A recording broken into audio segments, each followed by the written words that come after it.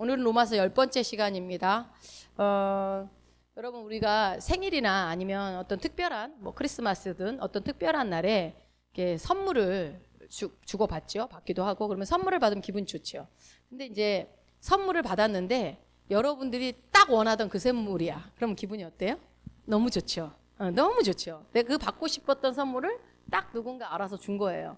꼭 필요했는데 그럴 때 엄청 기뻐하고 어른이나 어린아이나 다 똑같을 것 같아요. 너무 만족하고 기뻐할 거예요. 이처럼 우리가 알아야 할 것이 있는데 2000년 전에 이미 예수 그리스도께서 우리에게 꼭 필요한 선물을 이미 주셨다라는 거. 이미 우리가에게 꼭 필요한 선물을 주님이 주셨다라는 것을 우리가 알아야 합니다. 그 선물이 도대체 뭘까? 그 이미 주신 엄청난 그 선물이 도대체 뭔가? 그것을 오늘 볼 건데 다른 말로 하면 오늘 제목입니다. 예수님이 이 땅에 오신 이유는 뭔가? 첫 번째로 예수님이 이 땅에 오신 것은 우리의 죄를 해결하기 위해서 오셨죠. 그러니까 우리를 죄에서 자유케 하기 위해서 오셨습니다. 그래서 우리를 아까 우리가 방금 읽었지만 의로움을 주셨다라는 것은 어떠한 죄책감이나 열등감이나 정죄감 없이 하나님 앞에 나아갈 수 있도록 그것으로부터 자유케 하기 위해서 예수님이 오셨다라는 거죠. 우리 로마서 8장 1절 2절만 우리 다시 한번 읽어보겠습니다. 그러므로 이제 그리스도 예수 안에 있는 자에게는 결코 정죄함이 없나니 이는 그리스도 예수 안에 있는 생명의 성령의 법이 죄와 사망의 법에서 너를 해방하였습니다. 아멘. 아멘. 여기 예수 안에 있는 자에게 결코 정죄함이 없다고 그랬어요. 여러분 예수 안에 있습니까? 네. 아멘. 그렇다면 정죄함이 없다라는 말은 무슨 말입니까? 더 이상 죄로 인해서 여러분들이 그것을 가지고 어떤 책임을 물 일이 없다라는 겁니다. 그러니까 죄에서 자유케 되었다라고 지금 선언하고 있죠. 8장 시작부터. 그래서 우리가 죄와 사망의 법에서 해방시켜 주셨어요. 예수님이. 그래서 그것을 위해서 이 땅에 오셨다라는 겁니다. 그러면 어떻게 해요? 죄에 눌려서 정죄받지 않게 하기라는 것이 예수님이 이 땅에 오신 첫 번째 목적이었다라는 거죠. 자, 여러분 이 사실은 확실하게 믿고 계시죠? 네, 우리는 더 이상 정죄함을 받을 이유가 없습니다. 죄를 들이밀면서 어떤 우리의 행위를 가지고 누군가가 대가를 묻는다면 우리는 이 말씀을 들이밀면 되겠죠. 예수 안에 있으면 결코 정죄함이 없어 라고 말씀할 수 있습니다. 자, 그러면 여러분 정죄라는 말이 헬라어로는 뭐냐면요. 다음 거 보여주세요. 뭐예요? 예, 유죄 판결이라는 뜻입니다. 헬라어로는 유죄 판결이라는 의미가 있어요. 원어에. 그래서 정죄를 당하지 않는다는 건 뭐예요? 무죄라는 거예요. 무죄. 예, 더 이상 죄가 없다 그 뜻이겠죠. 자, 여러분 악마의 이름이 뭔지 아세요? 악마의 이름. 우리가 뭐 악마, 사탄, 마귀 또 뭐가 있어요? 뭐 여러 가지 이름이 있는데 한번 제가 정리를 해봤어요. 한번 봐보세요. 마귀는 이게 사전에 있는 거 찾아서 보니까 이제 찾아보니까 이제 마귀는요 사실은 여러분 죽이는 일을 하잖아요. 마귀가 이제 죽이는 일을 하고 악마가 그래서 그런데 악마 보고 살인자라고 하지 않아요.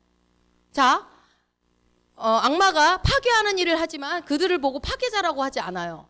뭐라고 그러냐면 이 악마를 사탄이라고 하죠. 사탄. 자, 악마를 히브리어로 뭐라는 거예요? 네, 히브리어로 사탄이라고 하는 겁니다. 그리고 영어로는 데블, 그죠? 고대 그리스어로는 디아볼로스. 다 똑같은 말이에요. 아니 저는 이거 적으면서도 내가 얘를 이렇게 자세히 알아야 돼? 뭐 싶은 생각이 드는 거예요. 그렇지만 우리가 마귀니 사탄이니 막 이걸 헷갈려 하니까 우리나라 말에서는 막 개역 개정에 지금 우리가 보고 있는 개역 한글에는 막 구약에서는 이렇게 쓰이고 신약이 이렇게 쓰이니까 어떤 등급을 나누는데요. 잘 보시면 그냥 언어의 차이예요. 언어의 차이. 그래서 마귀나 사탄이나 같은 말입니다. 사탄이 곧 마귀예요. 근데 밑에 파란색 읽어볼까요? 얘네들의 진짜 이름이 뭔가? 뭐예요? 고발자고 참소자라는 뜻이라는 거예요. 그러니까 사탄은 히브리어로 사탄이라고 하고 그리스 말로는 마귀라고 하는 거예요. 그러니까 우리나라 말에 사탄으로 해놓고 마귀로 번역을 해놓으니까 마귀가 따로 있고 사탄이 따로 있다고 생각하는데 그렇지 않다. 악마는 다 똑같아요. 그래서 이렇게 디아볼로스라는 말도 우리가 많이 들어봤죠. 데블 뭐 그렇지만 우리가 주로 쓰는 사탄 마귀가 똑같은 말이라는 거예요. 똑같은 말이고 고발자고 참소자다. 이것을 다른 말로는 예전에 제가 말씀드렸었죠. 천국 법정이 있는데 거기서 마귀가 하는 역할, 사탄이 하는 역할이 뭐라고 그랬죠? 천국 법정에서 변호사, 검사, 판사. 뭐죠? 검사 역할을 합니다. 마귀는, 사탄은 검사 역할을 하는데, 검사는 우리의 장점을 얘기할까요, 안 할까요? 절대 안 하죠. 장점 얘기하지 않습니다. 오히려 뭐예요? 잘못된 것을 들추어냅니다. 그러니까 여러분, 마귀가 하는 짓을 잘 생각해. 모든 게 하나님이 주신 생각이 아니에요. 자, 우리가 계속 죽을 수밖에 없는 존재라는 증거를 계속 들이밀니다. 여러분, 우리가 죽을 수밖에 없는 존재라는 증거 찾기 어려워요? 쉬워요? 되게 쉬워요. 너무 쉬워요. 자, 그러면 우리는 뭘 해야 됩니까? 증거인멸? 빨리 증거를 다 인멸해버려야 돼. 못 찾게? 아니면 부인할까요? 그럴 수 없어. 나 그거 내 거 아니야. 나 아니야. 그런 적 없어. 기억이 나질 않습니다. 이렇게 해야 됩니까? 이 마귀가 정죄에 들어오는 그 정죄함의 근본의 뿌리를 우리가 뽑아내야 된다라는 거죠. 그런 건 다른 말로 뭐냐면 진리를 알면 됩니다. 진리를 알면. 자, 사탄 마귀는 나를 정죄한다 할지라도 진리는 뭐라고 얘기합니까? 계속 너는 죽을 수밖에 없어. 너 봐. 어제도 이렇게 했잖아. 저렇게 했잖아. 네가 목사냐? 막 이렇게 저한테 이렇게 들이민다고 할 때. 그러나 성경 말씀의 진리는 뭐라고 얘기해요? 우리는 예수 그리스도 안에서 결코 정죄함이 없는 존재라고 얘기를 하고 있는 거예요. 여러분, 누구의 목소리를 들으실 겁니까? 주의 목소리를 들으실 건지 사단의 목소리를 들을 건지 잘 분별하세요. 선택은 우리 몫이죠. 즉 그래서 뭐예요? 예수 그리스도 안에 있는 우리는 무죄입니다. 무죄. 정죄가 아까 유죄 판결이라고 했기 때문에 무죄예요. 무죄. 죄와 상관없습니다. 그래서 지지난 시간에 우리는 죄에 대하여 죽은 자다라고 얘기했습니다. 죄에 대하여 우리는 죽었다. 이것 때문에 예수님이 이 땅에 육신을 입고 오신 것입니다. 이거는 여러분 계속 제가 반복한 얘기지만 이 부분에서 여러분들이 확실하게 아는 것과 내가 믿는 것은 다릅니다. 확실하게 믿었을 때에 그때 진짜로 능력이 나타나는 거거든요. 자, 예수님이 이것 때문에 육신을 입고 이 땅에 오셨다라는 말씀을 우리 마태복음 1장 21절 한번 읽어봅시다.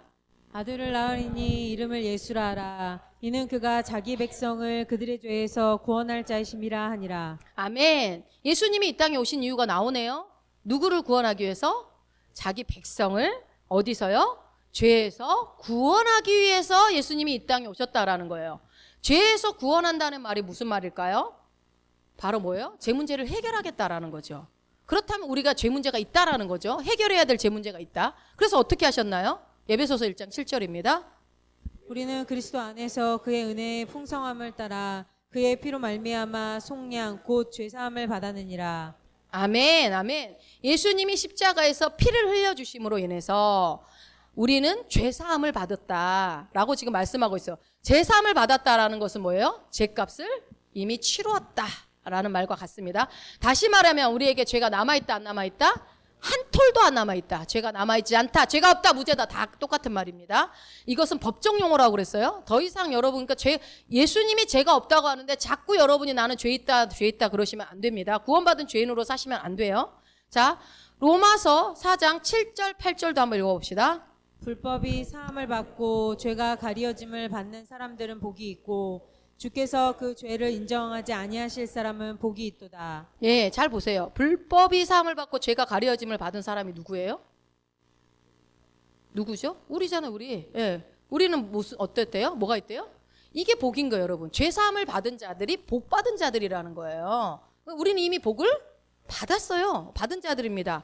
그래서 그 죄를 인정하지 아니할 사람 복 있다. 우리는 죄를 인정할 이유가 있어요, 없어요? 없다고요. 그러니까 우리는 복 받은 자들입니다. 말씀에 근거해서 우리는 난 복 받은 자라고 자신 있게 얘기하셔도 돼요. 근데 우리는 선하게 살지도 못하고 의롭게 살지도 못하는데 그럴 능력도 없는데 하나님은 왜 우리를 용서하셨을까요? 왜 우리를 용서하셨을까? 왜 우리를 거룩한 성도라고 부르시고 왜 하나님 나라의 시민권을 거저주셨을까? 왜 그랬을까? 왜 예수님은 우리의 모든 죄를 짊어지시고 십자가에서 죽으셨을까? 물론 여러분이 답을 알아요. 알지만 이거는 사실 가만히 생각해보면 좀 이해가 안 되는 일이에요. 어떻게, 왜 그러셨을까, 굳이? 손해볼 짓을.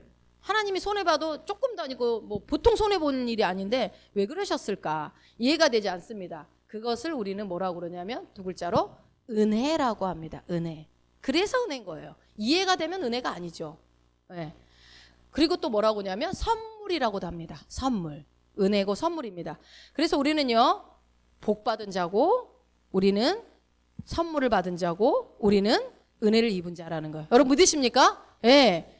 여러분 내가 얼마나 대단한 사람인지, 내가 보통 사람이 아닙니다라고 말은 했지만 왜 그런지가 지금 말씀에서 계속 얘기해 주는 거예요. 여러분은 은혜를 입은 자들이고, 여러분은 선물을 받은 자들이고, 여러분 이미 복을 받은 자들이라고 주님이 지금 말씀하고 계시는 거예요. 자, 예수님이 이 땅에 오신 것은 그래서 뭐예요? 은혜고 선물이고 복이고 사랑입니다. 예. 그 예수님이 어디에 계세요? 내 안에. 그분이요 오셔서요 여러분에게 생명을 주시기 위해서 오신 거예요. 생명을.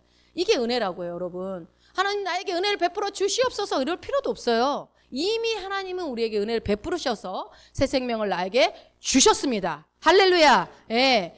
이 놀라운 사랑을 여러분이 정말 깨달으셨으면 좋겠어요. 우리가 평생 가도 아마 하나님 사랑 다 못 깨닫고 갈 겁니다. 그러나 깨달으려고 여러분들이 말씀을 들여다보고, 그러니까 성경을 읽을 때 키워드가 패스워드를 넣죠. 패스워드가 비밀번호가 하나님은 사랑이시다라는 그것을 가지고 성경을 읽으면 성경이 완전히 다르게 보여요. 구약도 한번 보세요. 레위기도 그렇고 신명기며 뭐 이런 거 읽어보시면요 지루하지 않아요. 하나님이 사랑이라는 전제하에서 한번 읽어보세요. 완전히 구약이 다르게 보일 겁니다. 그런 것처럼 하나님은 우리에게 그런 사랑을 주신 분이시죠. 예수님이 이 땅에 오셔서 십자가를 지시고 우리의 모든 죄를 감당함으로 인해서 우리에게 진리가 이제 풀어졌는데 뭐예요? 예수님을 믿기만 하면 어떻게 됩니까? 지옥을 가지 않고 정죄받지 않는 자가 된 거예요. 이거는 여러분 우리가 귀에 못이 박히도록 들었던 얘기긴 한데요. 그런데 문제는 여러분 예수님이 오시고 난 이후, 그러니까 신약 시대에도 예수님 오시고 난 이후에도 신약에 와셔도 사람들이 지옥에 가는 이유는 뭐예요? 예수님이 오시는 것은 우리를 지옥에 가지 않게 하시는 거잖아요. 근데 왜 지옥에 갑니까? 그 사람들이? 죄 때문입니까? 그렇죠. 죄는 온 인류의 죄를 예수님이 사했기 때문에 더 이상 죄 때문에 지옥을 가는 건 아니에요. 죄는 이미 예수님이 해결했어요. 여러분 예수 믿는 사람들의 죄만 해결한 게 아니에요. 온 인류의 죄를 해결했기 때문에 지금 예수님이 오고 난 이후에 지옥 가는 사람들은 죄 때문이 아니라 뭐 때문입니까? 믿지 않기 때문에 지옥에 가는 겁니다. 정말 믿는 게 그렇게 어렵다고 생각하지만 그렇게 어려운 것도 아닌데 그렇습니다. 사람들이 믿지 않기 때문에. 그래서 하나님께서 독생자 예수 그리스도를 통해서 하신 일들을 믿지 않고 받아들이지 않기 때문에 그들이 지옥에 가고 있다. 그러니까 지옥 가는 영혼들에게 뭐라고 그래요? 예수님을 믿으라고 해야지. 네 죄를 빨리 해결해야 돼 이게 아니라, 물론 그 죄를 해결해야 되는, 용서를 구해야 되는 그 회개의 기도는 하기는 해야 되지만 그것 때문에 지옥 가는 거 아니에요. 믿으라는 거예요. 믿으라. 자, 요한복음 우리 3장 16절 잘 알지만 한번 그런 관점으로 생각하고 한번 읽어봅시다. 시작. 하나님이 세상을 이처럼 사랑하사 독생자를 주셨으니 이는 그를 믿는 자마다 멸망하지 않고 영생을 얻게 하려 하심이라. 아멘. 여러분 이 말씀을 보면 예수님을 믿는 자마다 뭐를 안는데요? 멸망하죠. 그러니까 여러분 우리한테 제일 어려운 게 멸망하는 거예요. 멸망하고 싶어도 못해요. 여러분은 한번 멸망하려고 애써보세요. 절대 안 돼요. 그렇게 예수님을 믿는 자마다 절대 멸망하지 않습니다. 그리고 오히려 뭐를 해요? 영생을 얻게 하십니다. 여러분 안에 영생이 있으십니까? 예. 그래서 예수님을 믿으면 멸망하지도 않고 영생을 얻게 되죠. 그런데 반대로 뭐예요? 사람들이 왜 멸망한다고요? 예수님을 믿지 않기 때문에. 예. 얼마나 안타깝습니까? 믿기만 하면은 엄청난 세계가 허락되어지는데, 그 밑에 이제 우리가 요한복음 3장 18절도 한번 읽어봅시다. 그를 믿는 자는 심판을 받지 아니하는 것이요 믿지 아니하는 자는 하나님의 독생자 이름을 믿지 아니하므로 벌써 심판을 받은 것이니라. 아멘. 여러분 잘 보세요. 우리는 심판 받아요, 안 받아요? 우리 심판 안 받아요, 여러분. 절대 심판 안 받습니다. 왜 자꾸 심판을 우리가 나중에 하나님 앞에 심판대 앞에 설 것이다. 우리는 심판대 앞에 서지 않습니다. 안 믿는 사람들이 심판대. 그러나 반대로 예수님 믿지 않는 사람들은 어떻게 돼요? 뭐라고 그랬어요? 벌써 심판을 받았대요. 이미 심판을 받았대요. 당연히 우리가 안 받은 거니까 이들은 이미 받은 거나 다름없죠. 자, 즉 하나님 나라에 가는 이유는 예수님을 믿기 때문이고, 반대로 지옥에 가는 이유는 뭐라고요? 예수님을 믿지 않기 때문이다. 너무 단순한 거죠. 너무나 심플해. 진리는 심플합니다. 간단해요. 이렇게 말하면 이제 세상 사람들이 그러죠. 그런 게 어딨냐? 야, 너희 기독교 너무 이기적이야. 예수만 믿어야 천국 간다고? 왜 너네는 그래? 이렇게 얘기 많이 하죠. 꼭 예수만 믿어야 되냐? 그럼 뭐라고 그래야 돼요? 꼭 그래야 된다. 왜요? 예수 외에는 길이 없어요. 아니, 길이 하나밖에 없는데 그러면 하나 얘기해야지. 그러면 없는 길을 만들어내요? 아니 그 길 오면 되지 왜 이기적이라 그러고 자기가 오기 싫은 것을 남 탓하는 거예요. 그죠? 인간이 이거는 만든 이론이 아니고 진리이기 때문에 진리는 변하지 않거든요. 걔네들이 아무리 뭐라고 해도 야 예수만이 있는 게 아니야. 알라신에게도 구원의 길이 있고 저기 부처한테도 있고 다 있고 저 있고 여기도 있고 구원이 있고 이게 종교 대탄압을 통합을 이루려고 그런 말 같지도 않은 소리를 하는데 이거는 세상 이론이 아니잖아요. 진리거든요. 진리는 뭐예요? 아무리 세월이 흘러도 아무리 많은 사람들이 우겨대도 변하지 않는 게 진리입니다. 뭐가 진리죠? 예수 외에는 구원의 길이 없다는 거예요. 오직 예수만이 길이고 진리고 생명이라는 겁니다. 구원의 길. 그래서 이 사실을 받아들이기만 하면 돼요. 그죠? 근데 진리는 받아들이지 않고 모든 인류의 죄값을 예수님이 다 치렀기 때문에 이건 받아들이는 일만 남았어요. 받아들이느냐 받아들이지 않느냐. 근데 이거를 받아들이는 자는 거듭나게 되겠죠. 그러니까 결국 선택의 문제예요. 선택의 문제. 선택하지 않으면은 죽는 거죠. 그러니까 여러분 봐봐요. 모든 인간에게 죽음이라는 건 정해진 거잖아요. 그거는 다른 길이 있나요? 인간이 죽지 않는 길이 있나요? 그건 없어요. 없어요. 그게 진리예요. 한 번 죽는 것은 정해진 것이라고. 사람이 한 번 죽는 건 정해진 거죠. 모든 인간은 다 죽습니다. 그것과 똑같습니다. 오직 구원의 길은 예수 그리스도 뿐이다라는 것과 똑같은 얘기예요. 똑같은 원리. 그러니까 이거는 원리고 진리이기 때문에 변하지 않습니다. 그래서 그걸 따지는 사람한테는 어떻게 해요? 사람이 한 번 죽는 것과 같은 이유야. 이거는 어쩔 수 없어. 이미 하나님이 정하신 길이야. 그러니까 네가 예수님, 그게 기분 나쁘지 말고 예수님을 그냥 믿어. 그러면 너는 천국 갈 수 있어. 어떻게 믿어? 마음으로 믿고 입으로 시인만 하면 돼. 내가 도와줄까? 지금 할 수 있어. 이렇게 영접기도 시키시면 돼요. 자, 그래서 하나님이 하나뿐인 독생자 예수 그리스도를 희생시키면서까지 인간을 향한 하나님의 사랑을 보여주셨잖아요. 그래서 그 사랑을 거절하지 않고 받아들이기만 한다면 지옥에 갈 일은 없지요. 그런데 뭐예요? 하나님이 그들을 지옥 보낸다고 그들은 그렇게 생각을 해요. 아니죠. 스스로 지옥을 선택하는 거예요. 하나님이 보내는 게 아니에요. 하나님은 그러면 뭐예요? 우리가 육체에 이렇게 숨을 쉬고 있는 동안에 기회가 있는 거잖아요. 내가 죽고 난 다음엔 기회는 없지만 살아있을 때 내가 천국을 선택할 건지 지옥을 선택할 건지는 우리한테 있는 거지 하나님이 하시는 일이 아니라고요. 하나님은 예수 그리스도를 통해서 이미 죄를 다 해결했기 때문에 그 사실을 믿고 안 믿고는 우리의 자유의지에 달려있다라는 것입니다. 그래서 모든 사람에게 천국 갈 기회는 열려 있어요. 그런데 문제는 뭐냐? 그것을 듣지 못해서 선택하지 못한다면 우리의 잘못인 거죠. 전하지 않은 우리의 잘못. 그러나 전했는데 받아들이지 않는 것은 우리의 문제가 아닌 것입니다. 그러니까 우리가 뭐를 해야 돼요? 그 사람들이 예수를 믿게 만드는 것을 우리가 하는 게 아니라 우리는 뭐예요? 전하는 거는 우리가 꼭 해야 되는 겁니다. 반드시. 자, 죄송합니다. 여러분에게 너무 어이없는 질문이기는 하겠지만 한 번 더 확인하고 가겠습니다. 자, 여러분 대답 잘하세요. 여러분 예수님 믿으십니까?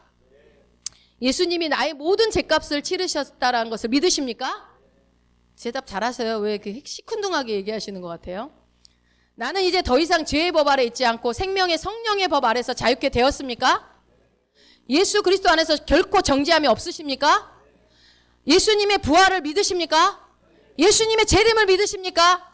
예, 저도 확실히 믿습니다. 그렇다면 이제 저와 여러분은 영생을 얻었고 여러분은 반드시 천국에 입성하게 됩니다. 이미 입성하셨습니다. 예, 그거 확실하게 해드리려고. 혹시나 안 하셨을까봐. 여기 계신 분들 그런 분이 아니겠지만 이게 여러분 우리가 말로 직접 아멘하고 시인하고 인정하는 것이 굉장히 중요하더라고요. 그래서 죄송합니다. 예, 아주 기초를 해봤습니다. 그럼 이거 왜 그러냐면 이거를 왜 얘기 드리냐면 여러분이 다른 분들을 할 때 이런 정도 해주시면 되니까 어렵지 않아요. 생각나는데 성령님이 생각나게 해요. 자, 그러면 우리가 어떻게 무죄 판결을 받았고 정죄받지 않는 자가 되었는지를 예수님이 오신 이유를 통해서 조금 더 한번 살펴볼게요. 로마서 8장 3절입니다. 율법이 육신으로 말미암아 연약하여 할 수 없는 그것을 하나님은 하시나니 곧 죄로 말미암아 자기 아들을 죄 있는 육신의 모양으로 보내어 육신의 죄를 정하사. 예, 율법이 육신으로 말미암아 연약하여 할 수 없는 것. 그러니까 육신은 율법을 감당할 수 없다라는 거죠. 하는 그것을 누가 했다고요? 하나님은 하신대요. 하나님은 우리 육신은 못 하는데 하나님은 하세요. 말씀을 잘 이렇게 보시면 답이 다 나와요. 곧 죄로 말미암아 자기 아들을 예수님을 죄 있는 육신의 모양으로 보냈다. 인간의 몸으로 보냈다는 거죠. 육체로. 그래서 육신의 죄를 정했다. 육체로 와야 육신의 죄를 정하죠. 그래서 예수님이 육체로 오셔서 그분 자체가 죄가 되신 거예요. 자, 4절 그 다음 절도 봅시다. 육신을 따르지 않고 그 영을 따라 행하는 우리에게 율법의 요구가 이루어지게 하려 하심이니라. 아멘. 우리는 율법의 요구라는 다른 번역본에 보면 율법의 의라고도 나와 있어요. 그래서 그러니까 율법은 우리에게 뭐를 요구한다는 거예요? 의를 요구한다고요. 율법은 여러분이 막 의롭기를 요구해요. 뭐가요? 행위가 의롭기를 요구하는 거예요. 그럼 뭐래요? 야, 의롭게 살아야지. 누가 하는 거예요? 율법이 하는 일이에요. 여러분 의롭게 살고 계십니까? 그렇게 못 살죠. 살려고 노력은 하겠지만 잘 안 됩니다. 그리고 결코 하면 할수록 안 된다는 생각이 들게 하는 게 율법입니다. 하지만 우리가 연약해서 율법의 수준의 의로운 삶을 살 수 없다는 것을 인정하게 하는 게 사실은 목적이죠. 율법의 목적이. 그래서 로마서 이게 8장 3절에 앞부분을 다시 한번 가보세요. 보면은 율법이 육신으로 말미암아 연약하게 할 수 없는 것이라고 나와 있잖아요. 방금 말씀드린 것처럼 뭐예요? 육신은 할 수 있다 없다 율법을. 율법의 요구를 절대 이루어줄 수 없다라는 거예요. 근데 여러분 우리가 자꾸 바깥에서 내 행동을 어떤 걸 바꿔가지고 의로워지려고 접근하는 것은 잘못된 거라고요. 여러분 내 행위가 하나님 보시기에 아름답게 변화되는 거 필요해요. 당연히 예배드리고 당연히 기도하고 찬송하고 이런 거 예물 드리고 주님이 너무 기뻐하시죠. 그런데 우리가 그것을 순서가 밖을 뜯어 고쳐서 내가 하나님을 기쁘게 들어가는 건 그 순서가 아니고 어떻게 하라고요? 내가 누군지를 알면 내 정체성을 알면 거기로부터 그 모든 것들을 해낼 수 있는 능력이 나온다라는 거예요. 인사이드 아웃. 안에서부터 힘이 나오도록 그래서 제가 계속 내면의 정체성들을 여러분한테 계속 말씀드리는 거예요. 여러분 이거 하세요. 저거 하세요. 이거 하세요. 이건 율법의 요구.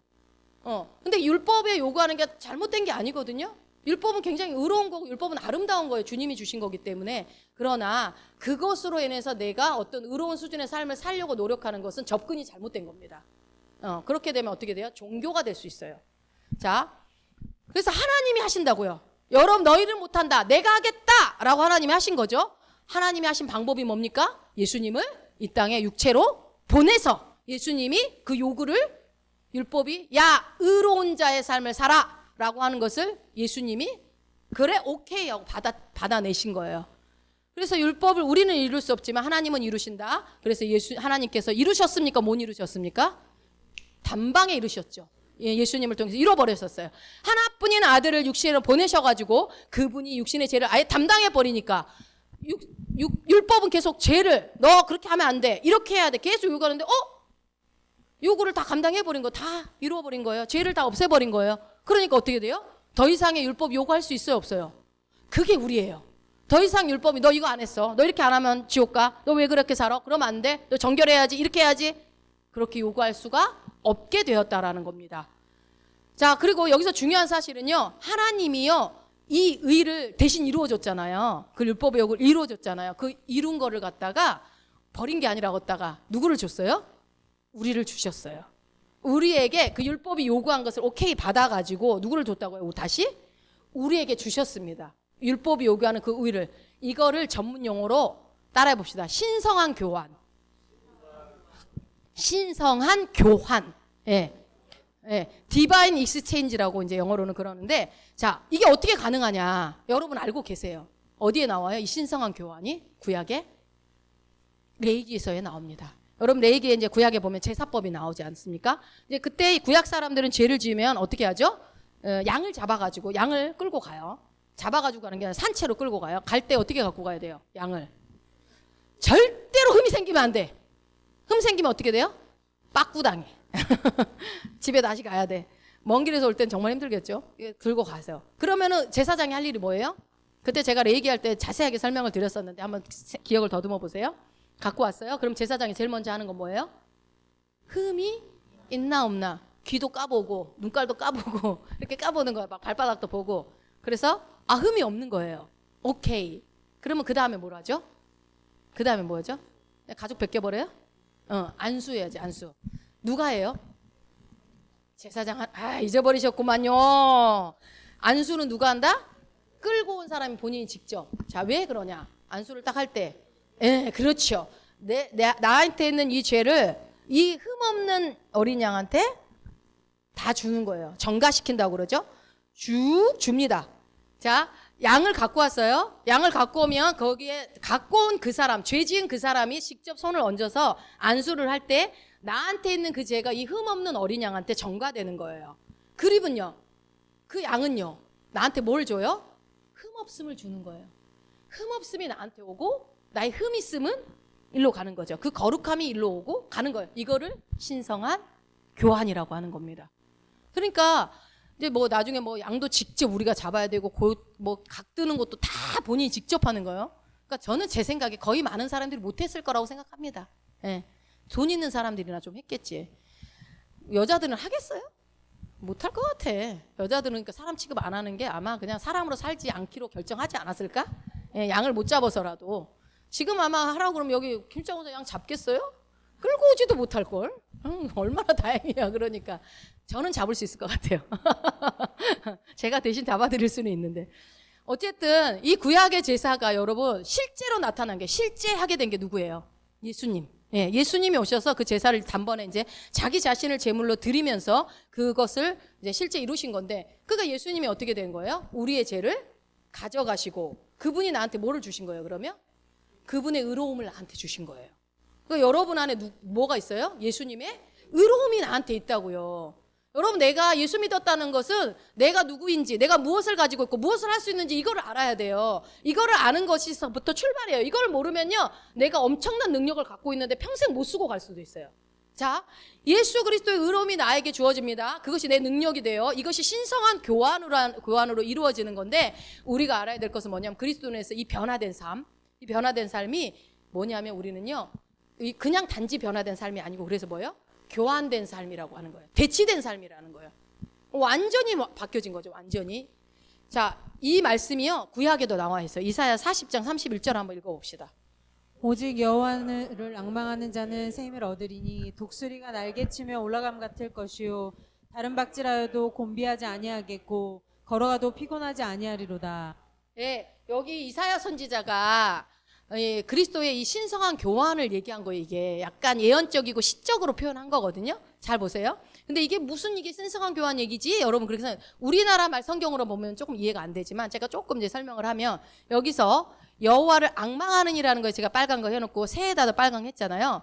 여러분, 앙망한다라고 얘기하면 우리는 막 뭐 갈망하고 막 이런 느낌이 있죠. 근데 영어로는요, 이게요, 다음 거 한번 보여줘 보실래요? 웨이트입니다. 웨이트. 뭐예요? 기다리는 거예요. 여호와를 앙망하는 자들은 뭐라고요? 여호와를 기다리는 자를 얘기해요. 근데 히브리어로 뭐라고요? 카바라고 하는데, 이 카바의 뜻이 뭐라고요? 함께 엮는다. 너무 뜻이 다르죠. 이 앙망한다라는 것이 함께 엮는다라는 뜻이 있습니다. 그리고 밑에 우리가 세임은 영어로 새롭게 리뉴라고도 하는데, 히브리어는 또 뜻이 달라요. 할라프라고 되어 있거든요. 무슨 뜻이에요? 네, 교환이라는 뜻, 익스체인지, 교환이라는 뜻이 있는 거예요.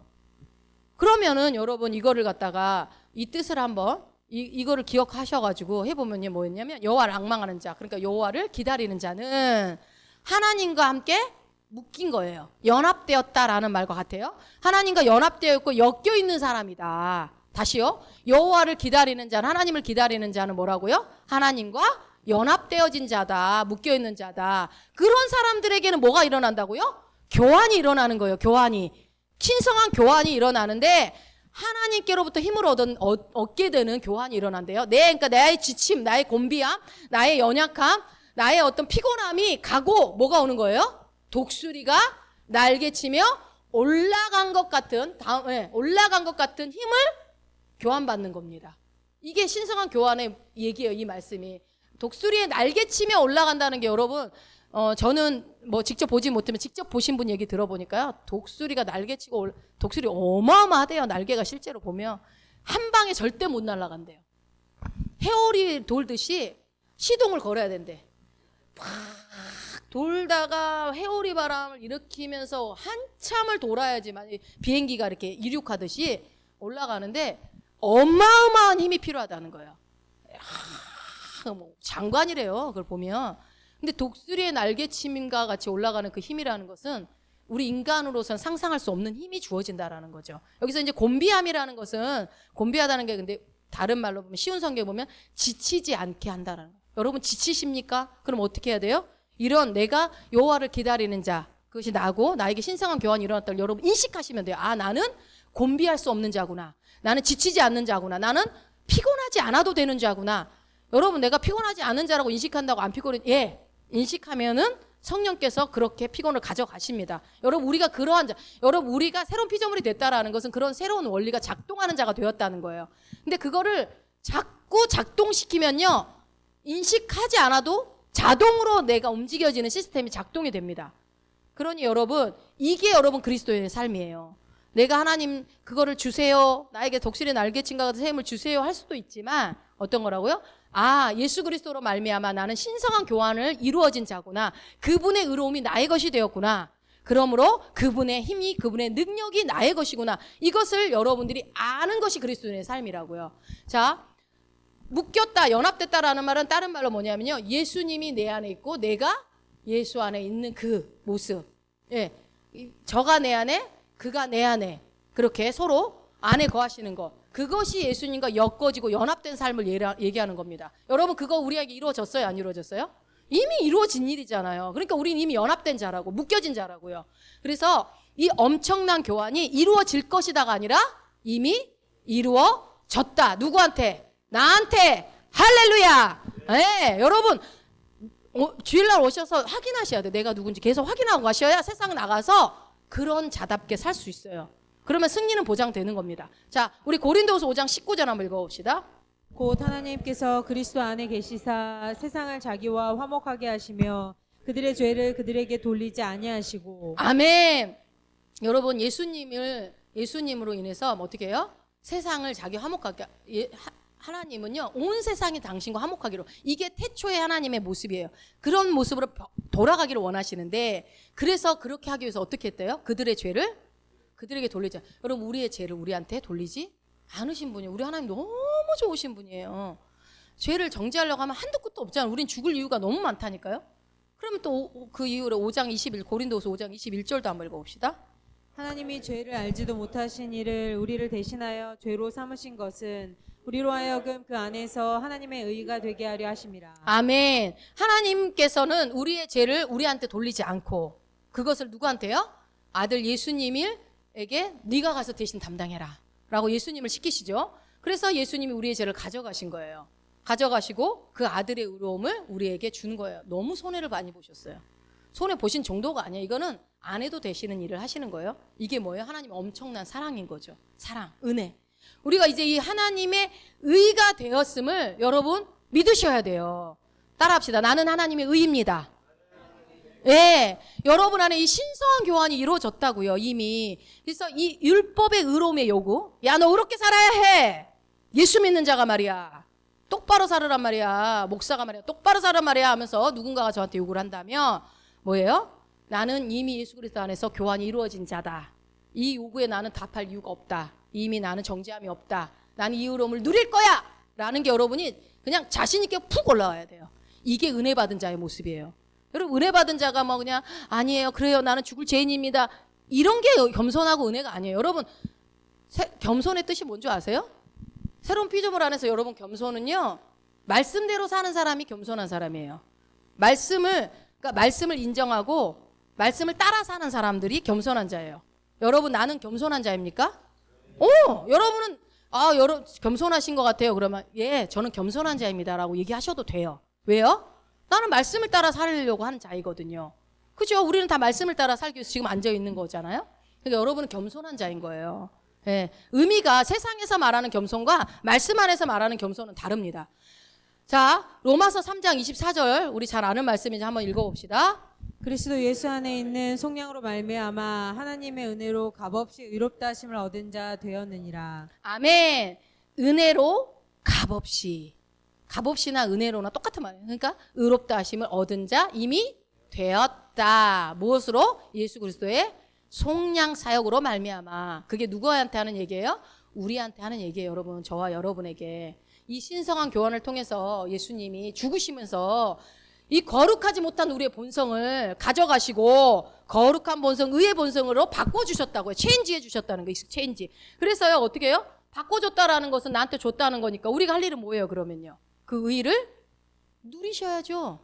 네. 여러분, 의로운 자라고 아멘만 하는 게 아니에요. 그거 누리셔야죠. 아까 의가 뭐라고 그랬어요? 계속 내가 주일학교에도 의에 대해서 얘기를 하는데 여러분, 크리스찬 중에 의를 모르시는 분들이 그래서 제가 보니까 90%가 넘는 것 같아요. 이게 복음이거든요. 의는 뭐라고 그랬어요? 하나님 앞에 우리가 어떻게 해요? 어떠한 열등감도 없이, 어떠한 정죄감도 없이, 어떠한 죄책감도 없이 당당하게 나갈 수 있는 것이 의입니다. 여러분, 내가 죄 지었으니까 하나님 앞에 못 나가겠다, 부끄럽다, 하나님 나를 어떻게 생각할까? 아니면 혹은 여러분, 어떤 내가 죄를 졌어요? 그러면 우리가 그 죄를 곱씹어요. 아, 내가 왜 그랬을까? 그러지 말았어야 되는데, 내가 미쳤나 봐. 이러면서 내 실패감, 좌절감, 나는 뭐 이래, 막 이러면서 계속, 그거 여러분 정죄예요. 그 정죄감은 주님이 주신 마음이 아니에요. 그거 되게 겸손한 것 같죠? 그거 되게 내가 믿음으로 사는, 여러분 착각하시면 안 돼요. 우리는 예수 그리스도의 정죄감이 없는 사람들이에요. 그럴 때 어떻게 반응해야 돼요? 제가 죄를 짓고 있는데 그렇게 곱씹어지는 게 여러분 내가 성령님이 하시는 일이 아니라니까요. 분명히 말씀에서는 죄와 상관없고 죄에 대해 죽었다고 하는데 내가 그걸 곱씹고 있다면 빨리 깜짝 놀라야 돼요. 야! 이거 내 모습이 아닌데 왜 내가 이러고 있지? 나는 뭐예요? 나는 죄에서 자유케 된 자인데, 나는 예수 그리스도의 정죄함이 없는 자인데 하면서 빨리 내 모습으로 돌아오시면 돼요. 화들짝 놀래고서. 그러면 곱씹으면 어떻게 됩니까? 나는 왜 이럴까 하면서 지옥이 되는 거야, 마음이. 그게 여러분 하나님이 원하시는 것이 아닙니다. 그래서 내가 누군지를 아는 게 되게 중요해요. 이거 나가 아니야, 이렇게 하면서. 이 복음을 그러면 우리 삶에 직접 적용해 봅시다. 보세요. 이사야서 53장 5절 우리 알지만 한번 봅시다. 적용하는 겁니다. 시작. 그가 채찍에 맞음으로 우리는 나음을 받았도다. 아멘. 여러분 이 말씀 믿으세요? 정말로요? 예수님이 채찍에 맞아서 우리가 받아야 될 모든 질병을 다 짊어지셔버렸다는 걸 믿으세요? 근데 왜 아프세요? 여러분 정죄하는 게 아니고 이제 이 말씀의 계시가 알려지면 여러분들의 치유가 일어나고, 치유보다 더 좋은 건 뭐예요? 질병에 걸리지 않는 거죠. 그 상태가 가능합니다.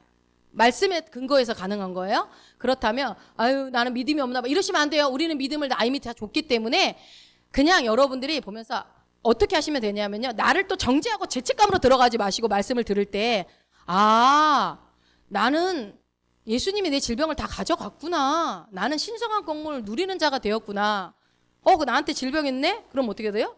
화들짝 놀라시라고요. 어이구야, 이건 내 모습이 아닌데 내가 아프고 있네?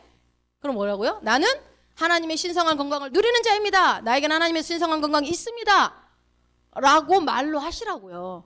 여러분 우리가 말로 풀어내는 게 능력이라니까요. 말로 입으로 시인할 때 한다고 되냐? 된다니까요. 어떻게 하면 될 때까지 하겠다 이게 아니에요. 여러분 그게 될 때까지라는 말이 뭔가 마냥 어때까지 막 이게 막 뭐 세뇌시키고 그게 아니에요.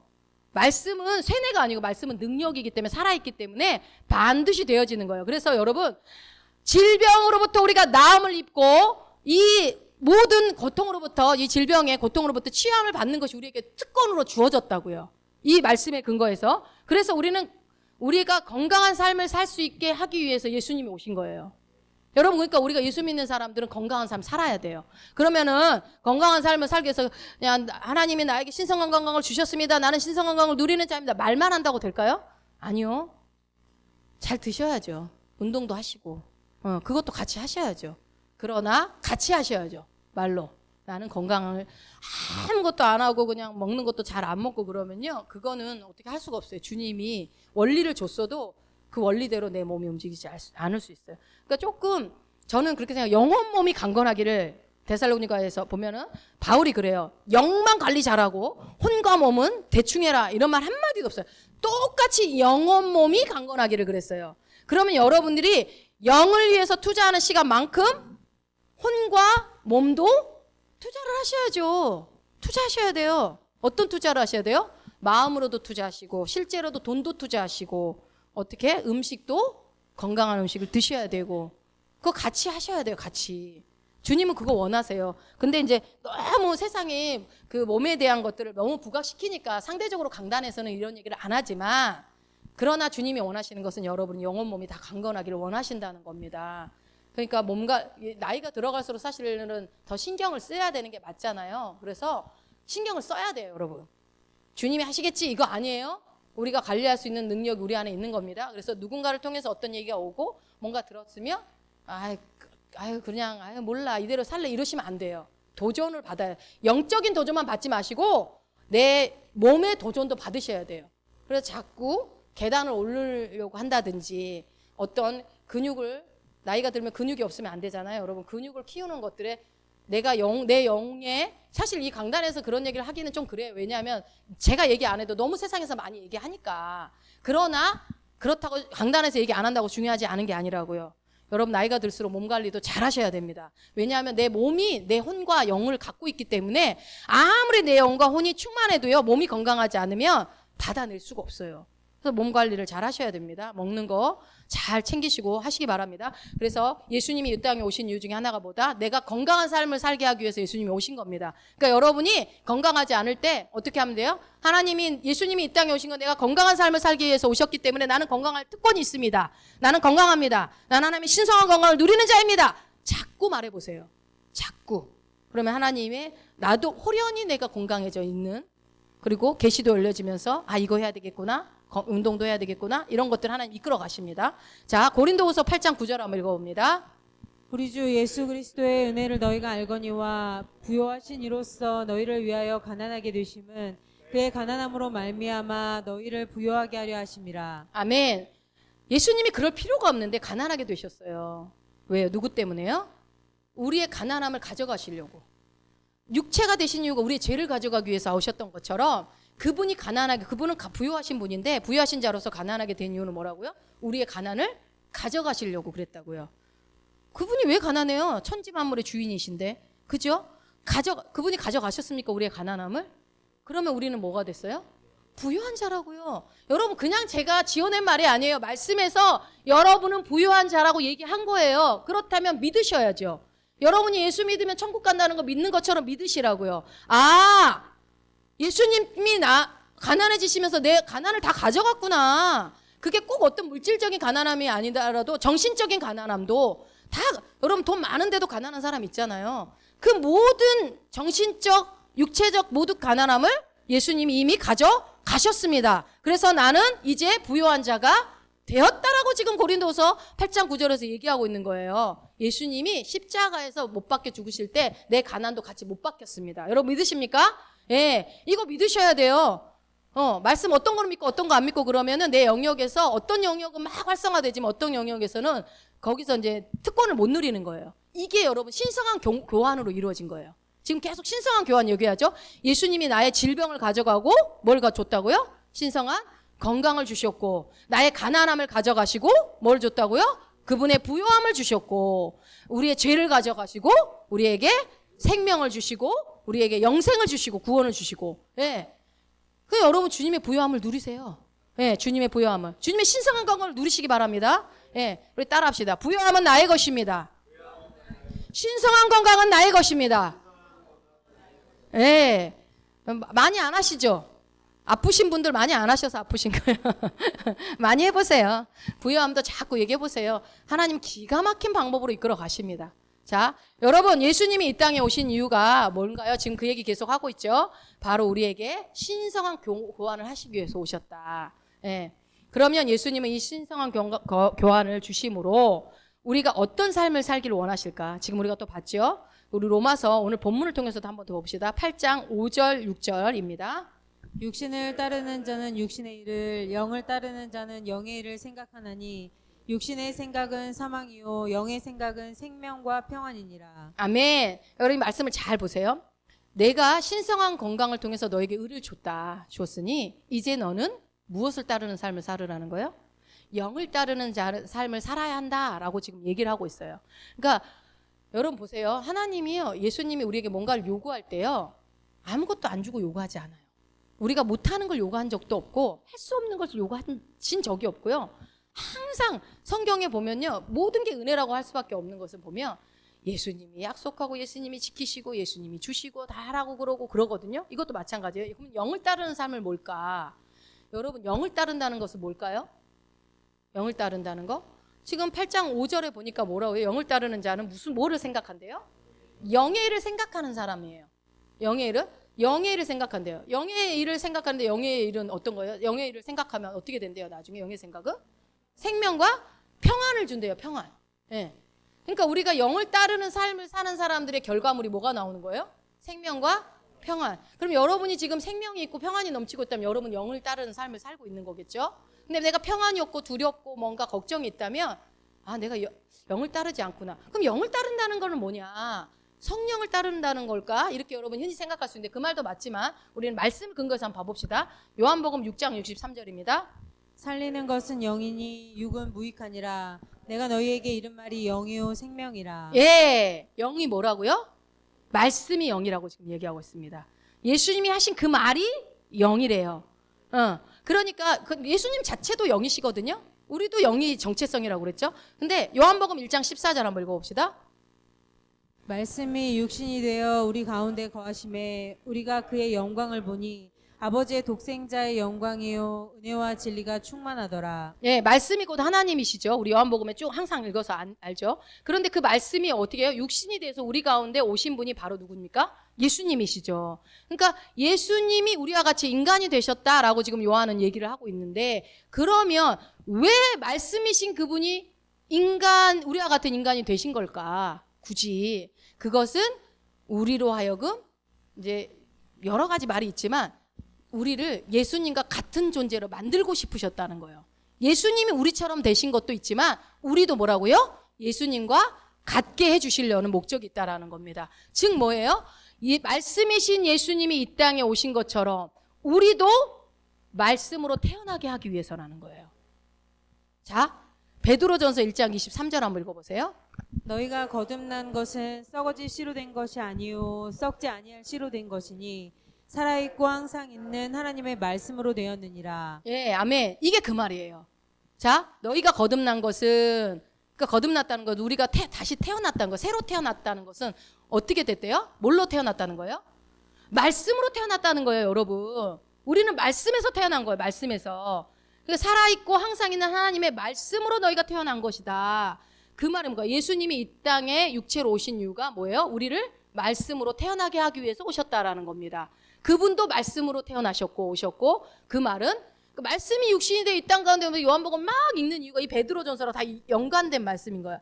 아, 그분이 그냥 듣기 좋은 말로 말씀이 육신이 되어 이 땅 가운데 거하심에 독생자의 영광이요 막 이런 게 중요한 게 아니고 그분이 그렇게 하신다는 의미가 어떤 목적이 있다라는 거예요. 우리도 말씀으로 태어나게 하기 위해서 그렇다. 그래서 여러분 그럼 뭐예요? 우리가 말씀으로 태어난 자들은 무엇을 따라 살아요? 그래서 말씀을 따라 사는 게 너무 당연한 거예요. 여러분 말씀을 따라 사십시오. 이 얘기 안 해도 우리는 말씀을 따라 사는 존재가 된 거예요. 그래서 말씀을 따라 살 때 가장 행복해요. 말씀을 따라 살면 가장 인간다운 삶을 살 수가 있습니다. 그래서 말씀으로 살아가는 것은요. 주님이 원하는 삶이고 그래서 야 영을 따르는 삶을 살아라. 말씀을 따르는 삶을 살아라 라고 말하는 것은요. 이미 뭐예요? 우리 안에 말씀을 따르는 삶의 능력을 이미 주시고 하시는 말씀이에요. 우리는 말씀으로 태어났기 때문에 당연히 여러분 개처럼 살아면 살 수 있어요? 어떻게 인간이 개처럼 살아요? 인간답게 살지. 똑같습니다. 말씀으로 태어난 자는 말씀으로 살 수밖에 없습니다. 그렇다면 어떻게 해요? 나는 말씀으로 사는 자다 얘기하면 돼. 예. 아, 나는 말씀을 따라 사는 자구나. 나는 말씀을 따라 사는 자입니다. 라고 자꾸 입으로 시인하시면 됩니다. 너무 쉽죠? 자, 마태복음 4장 4절 읽어봅시다. 마태도 얘기하죠. 예수께서 대답하여 이르시되 기록되었으되 사람이 떡으로만 살 것이 아니요 하나님의 입으로부터 나오는 모든 말씀으로 살 것이라 하였느니라 하시니. 아멘. 저자들이 다 다르지만 똑같은 얘기를 지금 하고 있습니다. 다 뭐 예수님이 하신 말씀이니까 그렇겠죠? 뭐예요? 말씀으로 사는 삶. 이것이 바로 그리스도인의 삶이고 영을 따르는 사람의 모습이라는 거예요. 그러니까 영을 따른다니까 뭐 그냥 성령의 충만한 모습이 보여져야지만 그게 아니라 말씀을 따라 사는 삶. 그러니까 다른 게 뭐예요? 내가 말씀을 따라 사는 자가 되었다라는 것을 인식하시고 아, 내 안에 말씀이신 하나님이 계시고 말씀이신 예수 그리스도의 영이 있기 때문에 나는 말씀으로 살 수밖에 없구나. 그것을 여러분이 아는 거예요. 알아야 돼. 인식해야 돼요. 그것을 알면요. 알면 살게 돼요. 모르니까 못 사는 거예요. 그러므로 우리는 어떻게 돼요? 말씀을 붙잡아 말씀으로 생각하고 말씀으로 살아가라고 하지 않아도 살아갈 수밖에 없는 존재가 되었다라는 겁니다. 여러분 믿으십니까? 예, 나는 그러한 자입니다. 말씀을 마무리하겠습니다. 예수님이 이 땅에 오신 이유는요. 죄 문제를 해결하고 신성한 교환으로 우리에게 의로움, 의를 주기 위해서 오셨다. 이 신성한 교환을 통해서 우리는 의로운 자가 되었습니다. 아멘. 예, 하나님 앞에 언제 어느 때나 열등감, 정죄감, 죄책감이 없이 어떻게 해요? 나아갈 수 있는 권세가 주어진 자들입니다. 여러분, 하나님이 두려워서 못 나간다 이런 소리 이제 하시면 안 됩니다. 언제든지 아이들처럼 제가 주일학교 때 오늘 오전에 되면 아빠 하고 부를 때 아빠는 너무 좋아하시거든요. 그렇게 우리가 근데 어린아이 같이 못해가지고 맨날 그냥 너무 딱딱한데요. 애들처럼 하시면 돼요. 애들처럼 아빠 하고 나가시면 되고, 그래서 예수님이 이 땅에 오셔서 말씀이 되셔서 이 땅에 오신 것처럼 이제 우리도 말씀으로 태어난 자라는 것을, 여러분은 하늘로서 난 자가 그 말 똑같은 말입니다. 말씀으로 태어난 자고, 그래서 우리 안에 말씀의 DNA가 있어요. 말씀이라. 그래서 우리는 그 DNA대로 살아요. 말씀으로 살 수밖에 없고 말씀을 따라 사는 자가 되었다는 것을 여러분 믿으시기 바랍니다. 이 일을 이루시는 예수님을, 그래서 여러분이 할 일이 뭐냐면 예수님을 기뻐하셔야 돼요.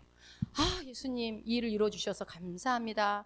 하나님이 베푸신 그 은혜를 누리시기 바라요. 아, 그 은혜 감사합니다. 나에게 이렇게 은혜를 주시고 그분께 감사와 찬양을 올려드리시면 돼요. 네, 우리가 할 수 있잖아요. 그 정도는. 언제나 하나님이 주신 아름다운 것들을 선택하고 누리시는 여러분 되시기를 예수님 이름으로 축원드립니다. 아멘.